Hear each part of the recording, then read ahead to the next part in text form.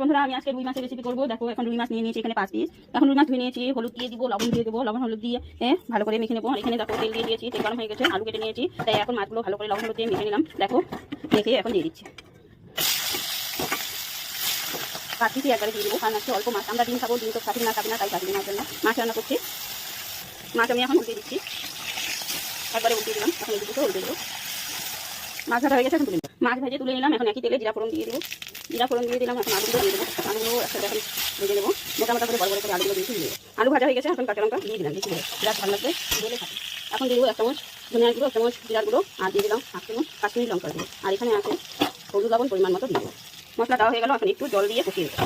এখন ভালো করে কষিয়ে দেবো। মশলা কষানো হয়ে গেছে সুন্দর, এখন অল্প জল দিয়ে দিলাম। এখন ঝোল ফুটে গেছে, ভেজে রাখা মাছগুলো এখন দিয়ে দিলাম। মাছের ঝোল আমার হয়ে গেছে, নামানোর আগে ধনে পাতা কুচি দিয়ে তারপর নামাচ্ছি। মাছের ঝোল দেখো হয়ে গেছে, নামিয়ে